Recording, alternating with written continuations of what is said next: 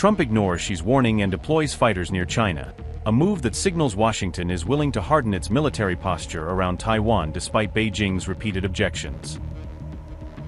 F-15s arrive less than 700 kilometers from mainland China, turning the deployment into a direct challenge that raises the strategic pressure on Xi and underscores how quickly the regional balance can escalate. The United States boosts Taiwan's security, but it also risks provoking China's anger, since every visible American military move near the island is likely to be read in Beijing as a deliberate political signal. Beijing warned America to be cautious about actions in Taiwan, repeating that the island issue is highly sensitive and insisting that outside powers should avoid steps that could inflame already tense cross-strait relations. Amid rising fears of a potential Chinese invasion of Taiwan, the U.S. Air Force has sent fighter aircraft to a base near the Strait, using the deployment to signal commitment to the island's defense while also strengthening its own regional readiness. The U.S. Air Force dispatched F-15EX fighters to Kadena Air Base on June 29 for familiarization visits, giving air crews and ground personnel a chance to work directly with the new jets in a strategically vital location close to Taiwan. The trip is meant to train maintenance, logistics, and support crews on the new aircraft, according to reports, ensuring that the entire sustainment chain understands how to operate, repair, and supply the F-15EX before it enters full frontline service. These aircraft currently belong to a test and evaluation squadron rather than a frontline combat unit, underscoring that this phase is focused on proving, refining, and integrating the platform rather than conducting active operational patrols. The first fully operational F-15EX squadron is expected to stand up sometime between 2027 and 2029, marking the point at which the jet will begin regular missions and deployments as part of America's combat force structure. Details of this deployment and training activity were reported by Military Watch magazine on July 1, which highlighted how the familiarization visits fit into Washington's broader effort to prepare for high-intensity scenarios around Taiwan.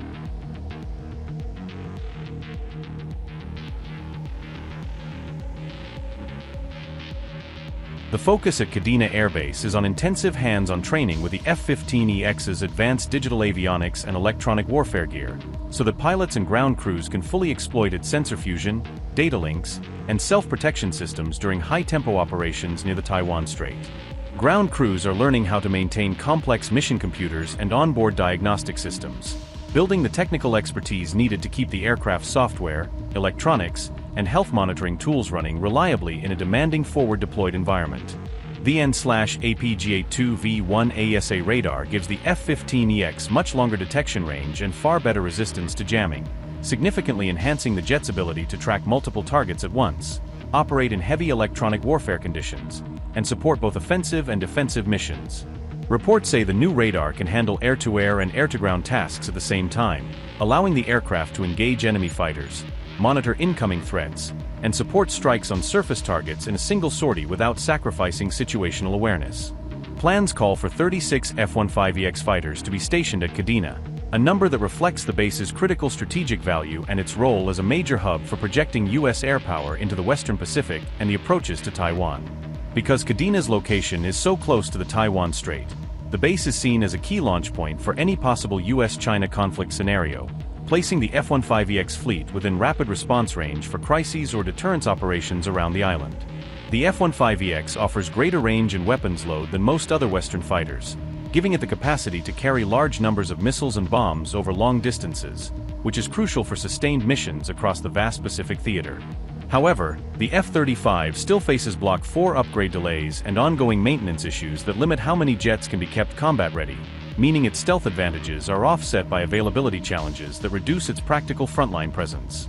High availability rates make the F-15EX better suited for long, intense operations, since its proven airframe and maintainability allow more sorties and more consistent coverage, which is vital in any protracted standoff near Taiwan. Even so, the jet is still outmatched on paper by China's J-20, which combines stealth shaping with longer range, giving Beijing a high-end fighter that can threaten U.S. assets from a distance while being harder to detect and track. China also plans to field sixth-generation fighters in the early 2030s, aiming to leap ahead with platforms that integrate stealth, advanced sensors, manned-unmanned teaming, and potentially novel propulsion or weapons technologies. Because the F-22 program failed to deliver a widely fielded full successor and was capped at relatively low numbers, the F-15 family remains heavily used, driving the push to modernize the design into the F-15EX to keep it relevant on the front line. The 2027 budget plans to buy 267 F-15EXs, up from an earlier target of 129 aircraft, signaling a major investment shift that makes this upgraded fourth-generation platform a central pillar of future U.S. airpower. The F-15EX build-up at Kadena shows Washington is betting heavily on a robust 4+ generation fleet near Taiwan, using a mix of range, payload and reliability to complement stealth assets and maintain a durable, credible deterrent against China.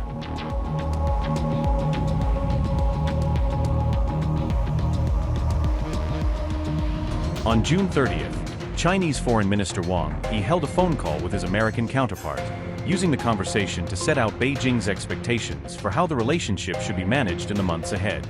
According to the Chinese readout, Wang Yi explicitly urged the United States to handle Taiwan with utmost caution, underlining that any misstep on the issue could have far-reaching consequences for bilateral ties. He also stressed that both the US and China need to stay on course to maintain a relationship of strategic stability, suggesting that managing competition without sliding into conflict remains a priority for Beijing. Wang Yi said, and I quote, "Building a constructive relationship of strategic stability is not just a slogan, it requires action, moving towards each other and persistent efforts.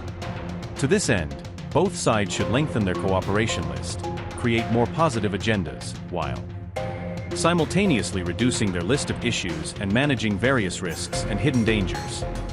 The Taiwan issue has far-reaching implications. We hope the US will treat Taiwan-related affairs with utmost caution." Both sides agreed that the call between the two foreign ministers was positive and constructive, and agreed to work together to implement the important consensus reached by the two heads of state and continue to maintain communication in a flexible manner. End quote.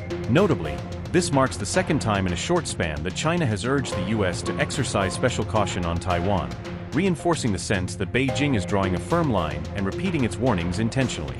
In an earlier bilateral meeting, Xi Jinping personally warned Donald Trump against backing Taiwan in ways that challenge the One China principle, making clear that such moves would be seen as direct interference in China's internal affairs.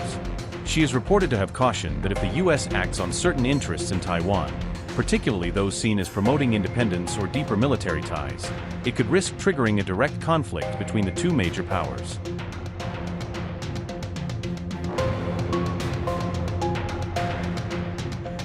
After Taiwan wrapped up 5 days of combat readiness drills, Xi Jinping responded by flexing military might with Vladimir Putin, putting their partnership on vivid display. On June 27th, China and Russia carried out their 11th Joint Strategic Air Patrol over the Pacific, adding another chapter to a pattern of increasingly frequent flights. The mission reportedly lasted 6 hours and covered the Sea of Japan, the East China Sea and the wider Western Pacific, brushing past several sensitive flashpoints. Chinese H-6K bombers flew in formation with Russian Tu-95MS strategic bombers, showcasing how both air forces can now operate side by side over contested waters. Moscow and Beijing insist the patrol is meant to show their ability to uphold regional stability, framing heavy bomber flights as a contribution to peace, not pressure. Russia's defense ministry has stressed that the operation was not aimed at any third country, even as neighbors interpret the move as a pointed reminder of firepower.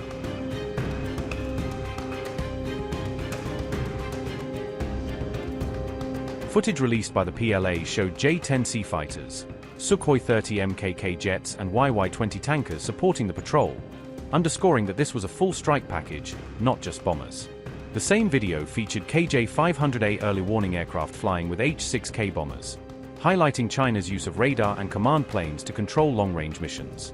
Russia's Tu-95 strategic bombers were seen flying close to Chinese aircraft, a visual demonstration of just how integrated these joint patrols have now become.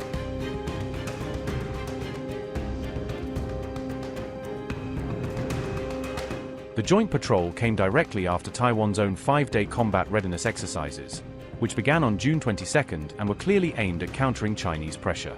During those drills, Taiwan deployed tanks and armored vehicles to test how quickly it could respond to Chinese threats, from beach landings to sudden incursions. On June 25th, Taipei ran a tabletop drill simulating a Chinese maritime blockade, gaming out how the island would cope if its sea lanes were suddenly squeezed. The scenario imagined Beijing demanding approval for ships sailing to Taiwan, effectively turning normal commercial traffic into a bargaining chip. Taiwanese officials also simulated Chinese forces boarding or seizing ships around the island, rehearsing responses to gray zone tactics short of full invasion. Notably, Beijing still asserts it may use force to bring Taiwan under its control if it deems it necessary, a backdrop that makes every patrol and exercise feel more ominous.